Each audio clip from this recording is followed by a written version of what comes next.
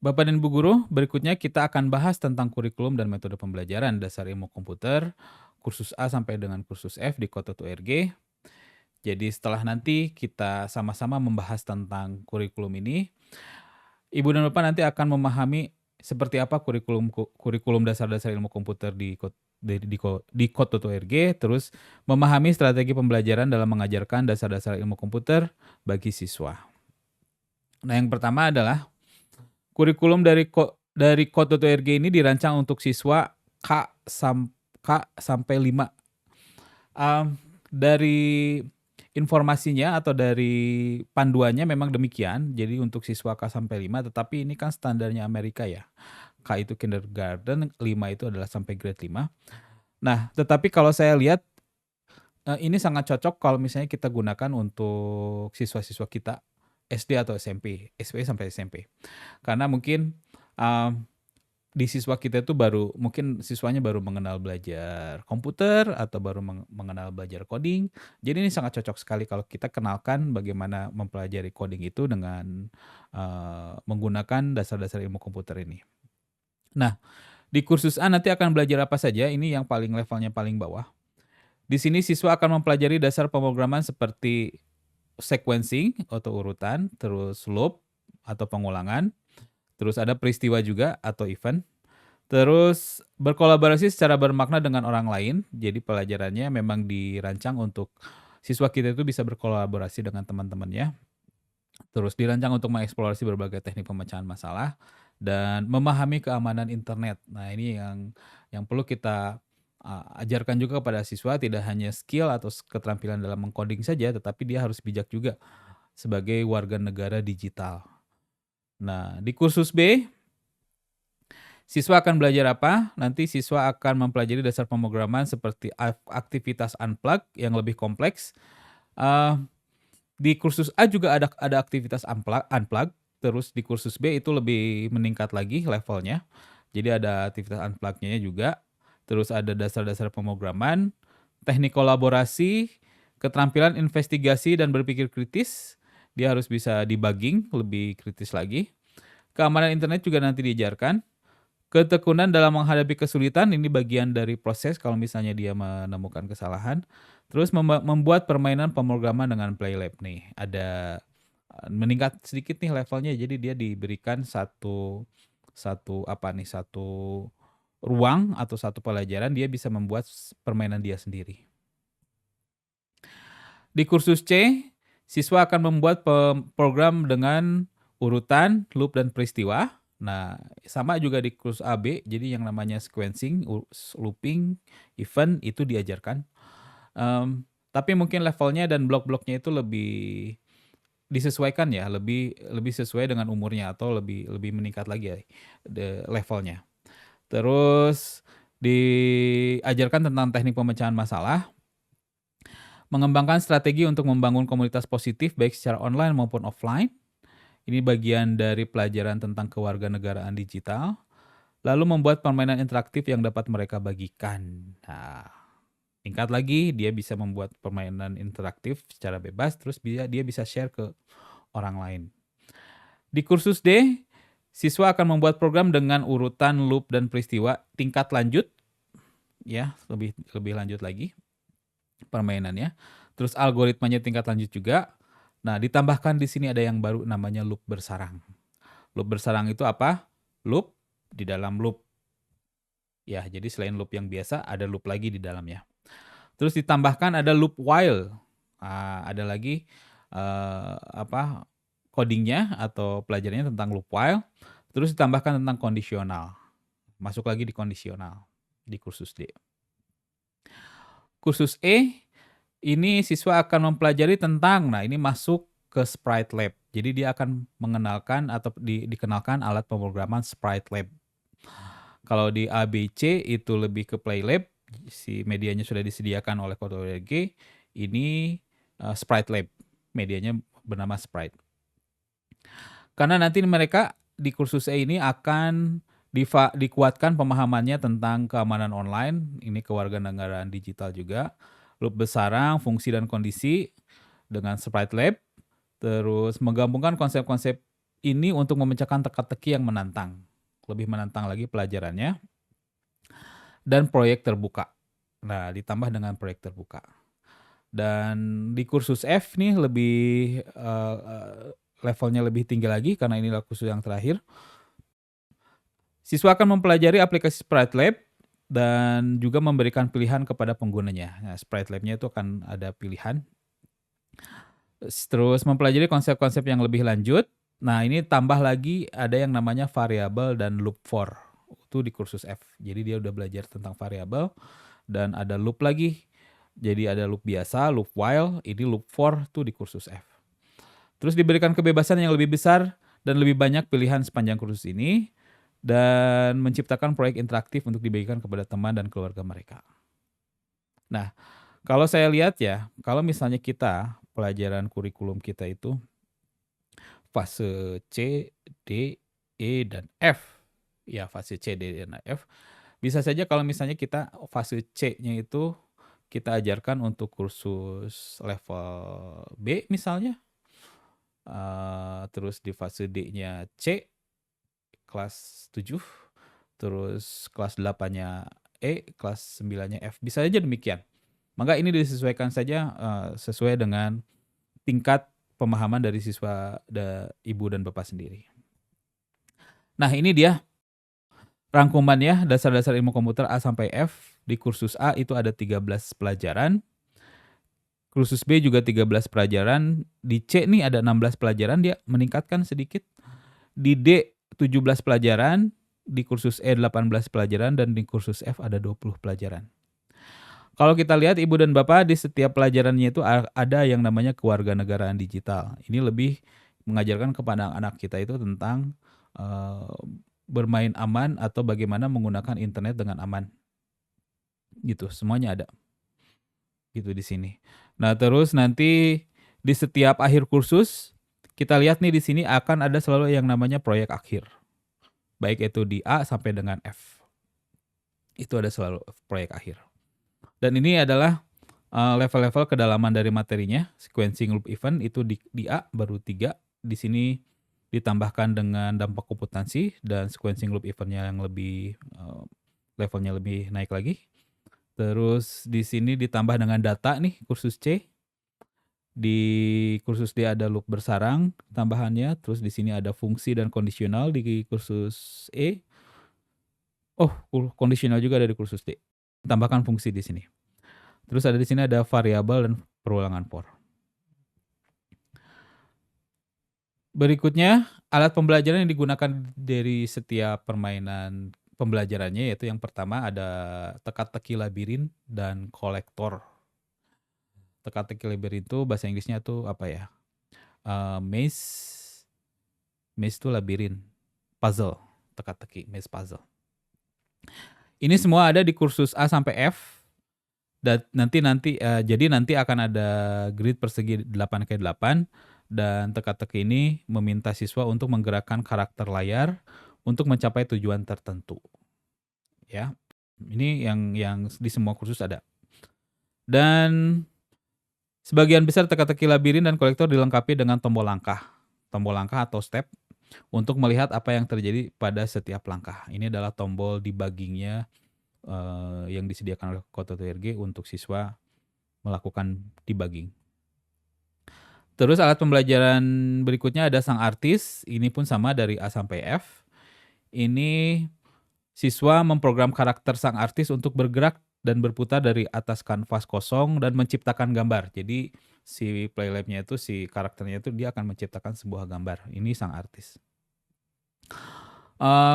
Ditambahkan satu tombol debuggingnya itu kalau di sang artis ini dia tentang kontrol kecepatannya. Jadi nanti si artisnya itu bisa dikontrol seberapa cepat dia menggambar untuk menemukan kalau misalnya terjadi kesalahan di dalam codingnya. Berikutnya ada Playlab di ABC, kursus ABC itu tentang Playlab. Jadi ada berbagai karakter aktor yang menyenangkan. Playlab memungkinkan siswa untuk membuat cerita dan permainan sederhana mereka sendiri. Ya, ini di ABC. Sprite itu ada di E dan F. khusus sprite itu ada di E dan F. Dia akan lebih fleksibel untuk programmingnya karena mungkin levelnya lebih tinggi ya untuk pelajaran codingnya. Dan juga ada alat online lainnya seperti ada game Flappy Bird ya, terus ada game main basket, terus ada apa nih dancing party. Jadi kita mengcoding sebuah karakter agar bisa bergerak kiri kanan dengan musik. Ini saya suka deh pesta dansa ini. Terus ada yang lainnya dari karakter game, terus ada AI nih. Misalnya ada kita mengenalkan beberapa konsep-konsep AI di dalam pembelajarannya. Nah, bagaimana struktur pelajarannya? Yang pertama ada pelajaran yang unplug atau aktivitas tanpa komputer. Di setiap kursus itu ada. Kita tinggal lihat bagaimana petunjuknya nanti mengajarkan unplug ini.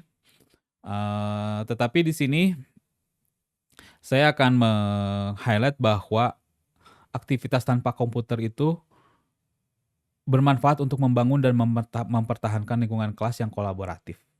Biasanya demikian ya, kalau misalnya kita lakukan sebuah aktivitas yang unplug duluan nih kepada siswa, terus biasanya itu siswa rame dulu karena dia itu akan berkolaborasi dengan siswa-siswa lainnya.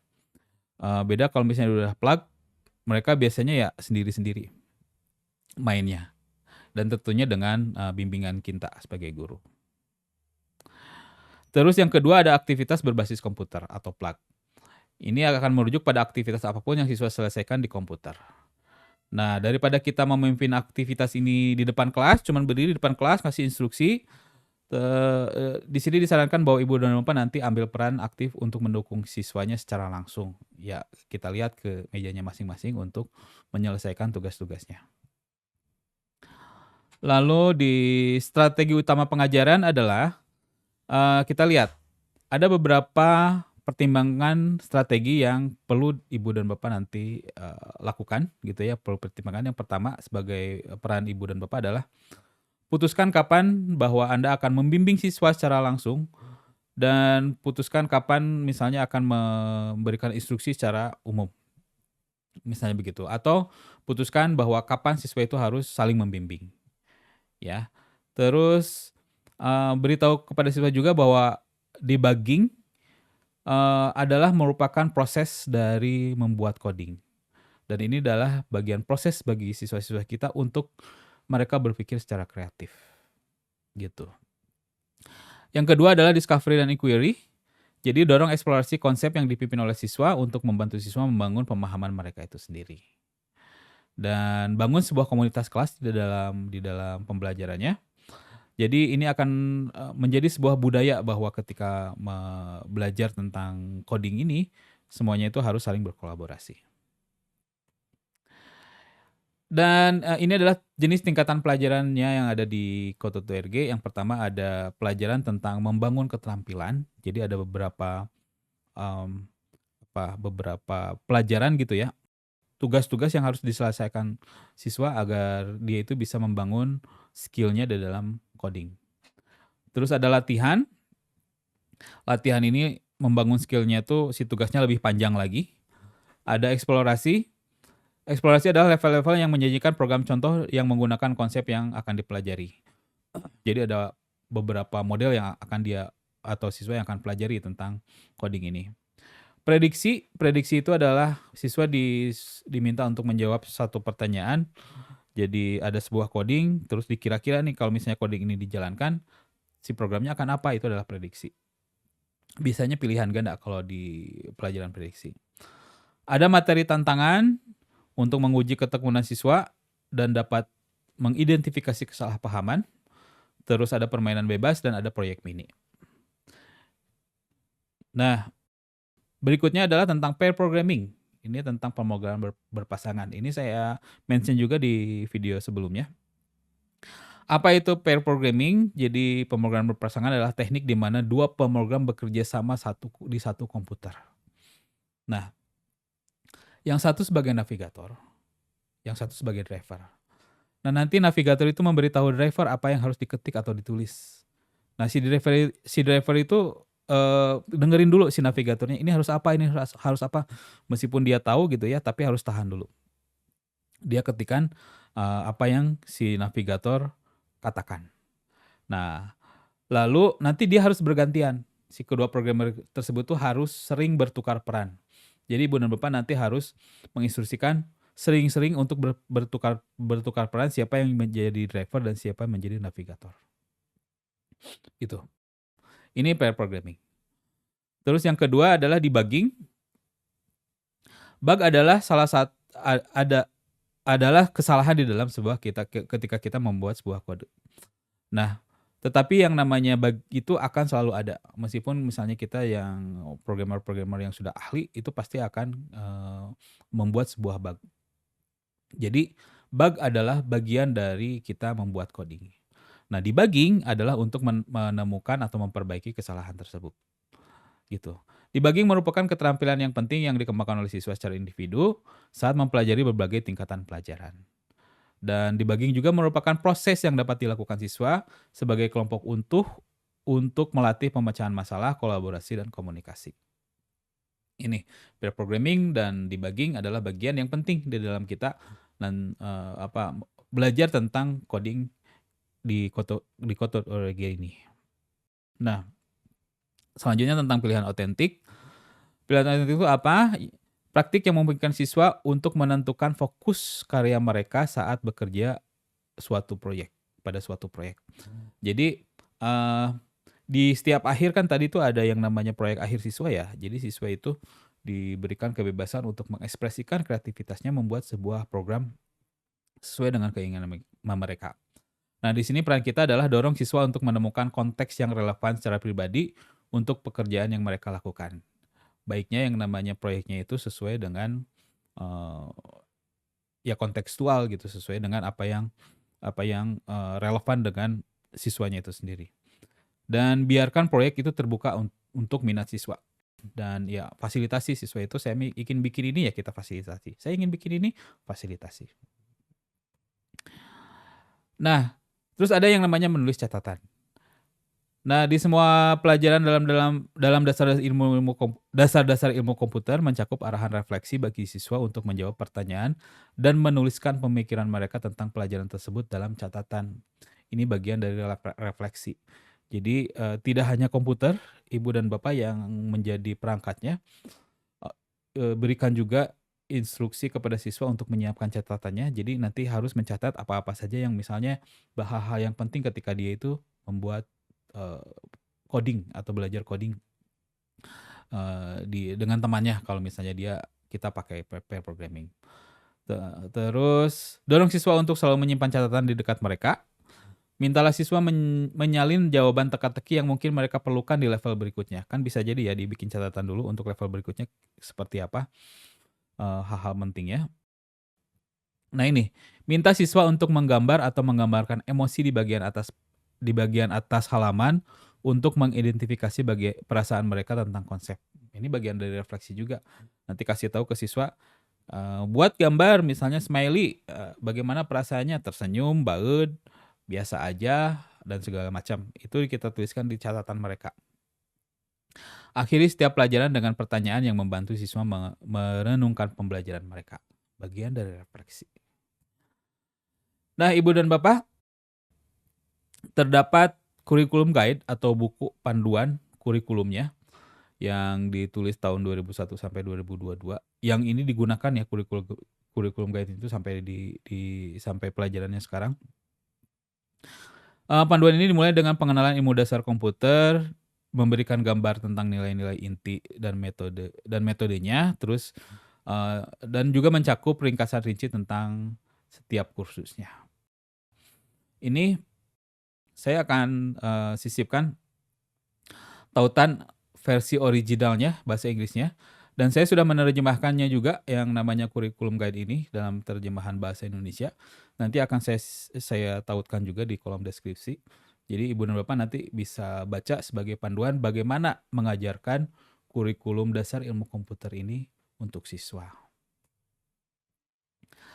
Nah, agenda berikutnya nanti kita akan mempelajari dasar-dasar ilmu komputer tentang urutan sequencing, terus sequencing dengan sprite, loops, event, terus conditional if dan else, if dan else, fungsi, variabel, dan proyek akhir. Ini saya akan bahas di video-video saya. Jadi jangan lupa nanti ikuti terus video-video selanjutnya untuk membahas tuntas tentang dasar-dasar ilmu komputer ini di Code.org.